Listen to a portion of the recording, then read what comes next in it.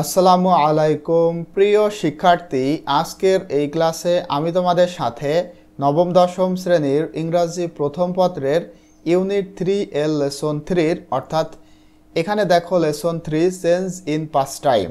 পূর্বের একটা ক্লাসে আমি এই প্যাসেজটা তোমাদেরকে বুঝিয়েছি এবং আজকের এই ক্লাসে একটা ক্লাসে অ্যাক্টিভিটি বি, সি, ডি, ই এই চারটা অ্যাক্টিভিটি নিয়ে ইনশাআল্লাহ আলোচনা করব। কিন্তু তোমরা উপরের এই টেক্সটটি যারা পড়োনি তারা অবশ্যই এটা পড়ে আসবা, না হলে এগুলো ভালো বুঝতে পারবা না। আর এটা পড়ার জন্য আমাদের এই চ্যানেলের মধ্যে প্রবেশ করলে এখানে দেখো প্লেলিস্ট রয়েছে, এখানে যদি তোমরা আসো এটা হলো তোমাদের গ্রামার শেখার জন্য, আর এটা ফার্স্ট পেপার। তোমরা যদি এটা প্লে করো তাহলে এখান থেকে সবগুলা ক্লাস সিরিয়ালি দেখতে পাবে। আশা করি তোমরা এইভাবে ক্লাসগুলো দেখতেছো। এবং ফেসবুক থেকে তোমরা যারা ভিডিওগুলো দেখতে চাও তারা এই পেজটি লাইক ফলো দিয়ে রাখবে, তাহলে ফেসবুক থেকেও দেখতে পাবে। চাইলে আমাদের এই গ্রুপে যুক্ত হতে পারো। দেখো এখন আমরা এখানে দেখি কি বলা হচ্ছে। অ্যাক্টিভিটি বিতে বলা হচ্ছে read the following words and right দেওয়ার মিনিংস। এখানে কয়েকটা ওয়ার্ড রয়েছে, এগুলা পড়তে বলা হচ্ছে এবং এই ওয়ার্ডগুলোর অর্থ কি সেটা তোমাদেরকে এখানে লিখতে হবে, ঠিক আছে?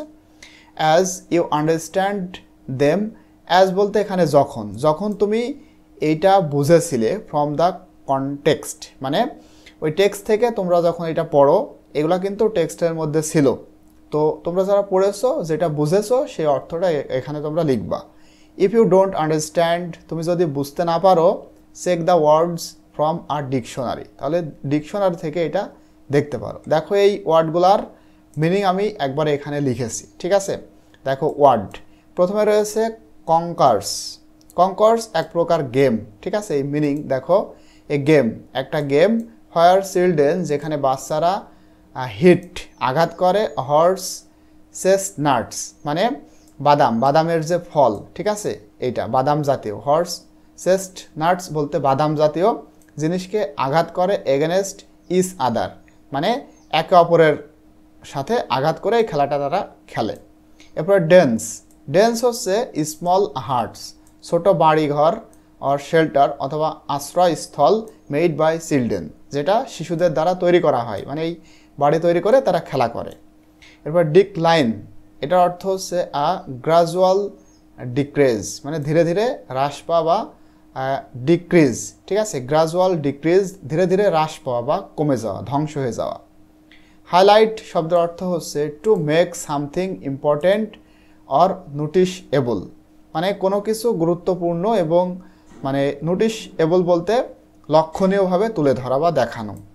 ইম্প্যাক্ট অর্থ হচ্ছে স্ট্রং ইফেক্ট মানে তীব্র প্রভাব। কনসেকুয়েন্স শব্দের অর্থ হচ্ছে রেজাল্ট অর আউটকাম মানে ফলাফল বা পরিণতি। ডিসঅর্ডার শব্দের অর্থ প্রবলেম অর ডিস্টারবেন্স মানে সমস্যা বা বিশৃঙ্খলা। আর্জ মানে স্ট্রংলি আস্ক অর রিকোয়েস্ট মানে জোরালোভাবে অনুরোধ বা কোনো কিছু বলা, ঠিক আছে? আহ্বান করা, এটা হচ্ছে আর্জ। আশা করি তোমরা এটা বুঝতে পেরেছো। পরবর্তীতে দেখো অ্যাক্টিভিটি সি, এখানে বলা হচ্ছে read the following statement taken from the text মানে ওই টেক্সট থেকে একটা কথা স্টেটমেন্ট এখানে দেওয়া রয়েছে সেটা পড়তে বলা হচ্ছে। ইন এ মানে এতে যেই টেক্সটটা ছিল সেখান থেকে। অ্যান্ড সে এবং বলতে বলা হচ্ছে what the subject of comparison is, এখানে মানে তুলনার বিষয় কি সেইটা তোমাদেরকে বলতে বলা হচ্ছে। এরপরে find out the other comparison in the text above, উপরের টেক্সট থেকে অন্য আর একটা তুলনা তোমাদেরকে খুঁজতে বলা হচ্ছে। তো এখানে আমি অলরেডি সেটা লিখেছি, আশা করি তোমরা ইজিলি বুঝতে পারবা। দেখো আমি একটু তোমাদেরকে এটা বোঝাই।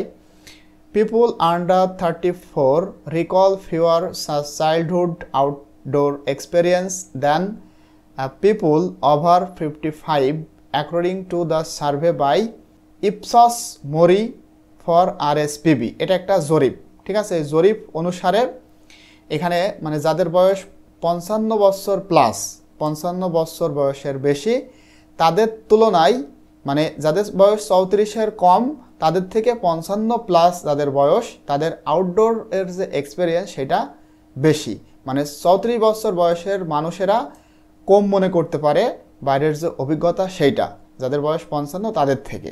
এটা একটা তুলনা করা হয়েছে। এখন সাবজেক্ট অফ কম্প্যারিজনটা দেখো, childhood outdoor experience of people under 34 and people over 55। এখানে এই যে 34 বছরের নিচের এবং 55 বছরের বেশি বয়সী মানুষের শৈশবের বাইরের অভিজ্ঞতার তুলনা, এটা হচ্ছে মানে তুলনা বা কম্পেয়ার, এটা হচ্ছে সাবজেক্ট অফ কম্প্যারিজন। আর আমাদেরকে অন্য আরেকটা এভাবে খুঁজতে বলা হচ্ছে টেক্সট থেকে। আমরা কি করেছি দেখো, এখান থেকে এই যে 15%, মানে এখানে যে টেক্সটটা রয়েছে এটা তুলেছি। এই যে এখানে সাম 15% more of those aged over 55 had this outdoor experience in দেওয়ার চাইল্ডহুড। এখান থেকে আমরা এটা লিখেছি। দেখো 15% more of those aged over 55, মানে 15%-এর বেশি ওই সমস্ত মানুষ যাদের বয়স 55 বছরের বেশি, হ্যাড আউটডোর এক্সপিরিয়েন্স, তাদের বাইরের যে অভিজ্ঞতা সেটা ছিল বেশি ছিল 15%, কাদের থেকে, দেন দোজ এজড 15 to 34, যাদের বয়স 15 থেকে 34, মানে 15 থেকে 34 বছরের মানুষের তুলনায় যাদের বয়স 55 বছরের বেশি, এদের মধ্যে আউটডোরের যে অভিজ্ঞতা, আউটডোর এক্সপিরিয়েন্স, এটা 15%-এর থেকেও বেশি রয়েছে। এটা একটা তুলনা, ঠিক আছে, এটা হচ্ছে একটা তুলনা। তো আশা করি তোমরা এটা বুঝতে পেরেছ। এবারে এখানে দেখো ডিতে বলা হচ্ছে, এখানে একটা প্রশ্ন করা হচ্ছে, বলা হচ্ছে ডু ইউ অ্যাগ্রি, তুমি কি একমত, দ্যাট যে if children have more contact with nature, মানে শিশুদের যদি প্রকৃতির সাথে যে সংযোগ এটা যদি বেশি থাকে, they may have a positive impact on them, তাহলে প্রকৃতির সাথে প্রকৃতির সংস্পর্শে যদি শিশুরা আসে তাহলে এই জিনিসটা তাদের ওপরে একটা পজিটিভ ইম্প্যাক্ট, মানে ইতিবাচক প্রভাব ফেলবে। এটার সাথে কি তুমি একমত? যদি একমত হও তাহলে তোমরা বলবা ইয়েস। দেখো আমি এটার উত্তরে এখানে লিখেছি ইয়েস আই অ্যাগ্রি, হ্যাঁ আমি একমত, ঠিক আছে। এরপরে দেখো কি বলা হচ্ছে, make a list of the benefits or harms they may have if taken to nature frequently. একটা লিস্ট তোমাদেরকে তৈরি করতে বলা হচ্ছে বেনিফিটের, মানে তারা যদি প্রকৃতির সংস্পর্শে আসে এখান থেকে তারা কি কি উপকারিতা পাবে এবং এখানে না আসলে বা আসলে কোন কোন ক্ষতি হতে পারে, ঠিক আছে। প্রকৃতির সংস্পর্শে আসলে তাদের উপকারিতা এবং ক্ষতি, এইটার একটা লিস্ট তোমাদের করতে হবে। এই যে they may have if taken to nature frequently, তারা যদি দ্রুতভাবে এই নেচারের সাথে যুক্ত হয় তাহলে তাদের সুবিধা অসুবিধা লিখতে হবে, ঠিক আছে। এটা আমরা লিখেছি, দেখো benefits of more contact with nature, প্রকৃতির সাথে সংস্পর্শ তাদের যে উপকারিতা সেটা দেখো এখানে 5টা পয়েন্ট আমি দিয়েছি। 1 নম্বর উপকারিতা হচ্ছে বেটার হেলথ, ভালো স্বাস্থ্য হবে। মোর এডুকেশন অ্যাবাউট এনভায়রনমেন্ট, পরিবেশ সম্পর্কে বেশি শিখতে পারবে। ইমপ্রুভড সোশ্যাল স্কিলস, সামাজিক দক্ষতার উন্নতি হবে। বেটার মেন্টাল ওয়েলবিং, মানসিক সুস্বাস্থ্য বৃদ্ধি পাবে, ঠিক আছে। এবং কি হবে, মোর হ্যাপিনেস, অধিকতর সুখী হবে। অ্যান্ড রিল্যাক্সেশন, এবং তারা বেশি আনন্দিতও উপভোগ করতে পারবে, এটা হলো সুবিধা। আর harms if less contact with nature, প্রকৃতির মানে সাথে যদি তাদের সম্পর্ক একটু কম হয় তাহলে কি হতে পারে, তাদের ক্ষতিটা কি। নেচার ডিফিসিট ডিসঅর্ডার, প্রকৃতির ঘাটতির ব্যাধি সৃষ্টি হবে।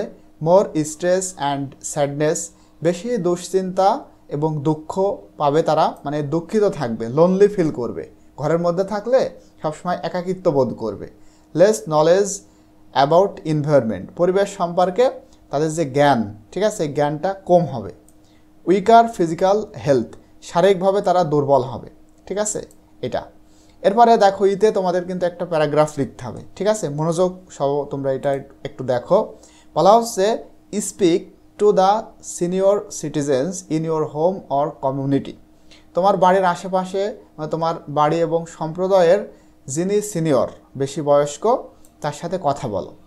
আস্ক দেম, তাদেরকে জিজ্ঞাসা করো অ্যাবাউট দেওয়ার পাস টাইম অ্যাক্টিভিটিস, তাদের অবসর বিনোদন সম্পর্কে জিজ্ঞাসা করো। And take notes on them, এবং সেটার উপরে নোট তৈরি করো।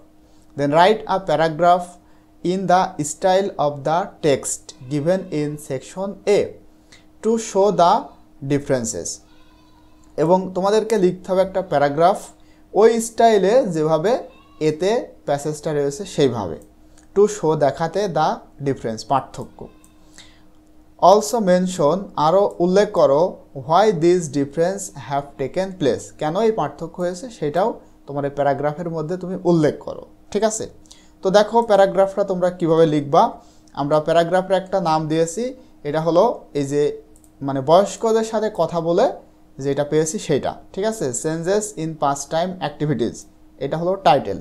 দেখো ইন দ্য পাস্ট মানে অতীতে, children spend a lot of time playing outdoors, শিশুরা ব্যয় করত প্রচুর পরিমাণে সময় বাইরের খেলাধুলা করে। They use to climb trees, তারা গাছে উঠতো। শেষে বাংলাটাও রয়েছে, আমি বাংলাটাও তোমাদেরকে দিব, ঠিক আছে, দেখাবো।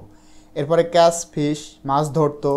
প্লে হাইড অ্যান্ড সিক, পলান টুকটুক খেলতো, মানে অ্যাক্টিভ, আমরা আমাদের গ্রামের ভাষায় বলতাম অ্যাক্টিভ। ঠিক আছে, অনেকে বলে লুকোচুরি, এই যে হাইড অ্যান্ড সিক মানে লুকোচুরি খেলা, সেটা করতো। And run in the fields, এবং মাঠের মধ্যে তারা দৌড়াদৌড়ি ছোটাছুটি করতো, এই সমস্ত খেলা করতো।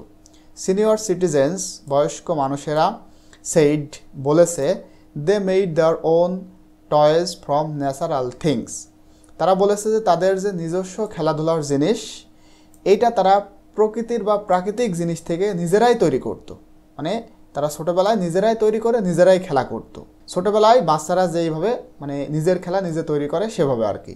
টুডে আজকাল মোস্ট চিলড্রেন স্টে ইনডোর্স, আজকাল অধিকাংশ বাচ্চারা তারা ইনডোর্স মানে ঘরের মধ্যে থাকে। অ্যান্ড প্লে ভিডিও গেমস, এবং ভিডিও গেম খেলে। অথবা ওয়াচ টিভি, অথবা টিভি দেখে। They hardly go out to play, তারা খেলা করতে যায় না বললেই চলে, মানে বাইরে খেলতে যায় না বললেই চলে। দিস ডিফারেন্স হ্যাপেন্ড, এই যে পার্থক্য এটা ঘটেছে বিকজ কারণ টেকনোলজির কারণে, কারণ টেকনোলজি হ্যাজ অ্যাডভান্সড আ লট, প্রযুক্তি অনেক বেশি এগিয়ে রয়েছে এই কারণে। অলসো এছাড়াও সিটিজ হ্যাভ ফিউয়ার ওপেন স্পেসেস, এছাড়াও শহর এলাকায় মূলত খোলা জায়গা কম।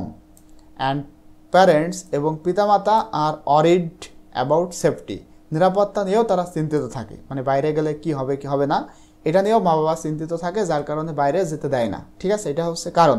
এখানে কিন্তু সবই রয়েছে, আমরা সিনিয়র পার্সনের সাথে এখানে কথা বলেছি।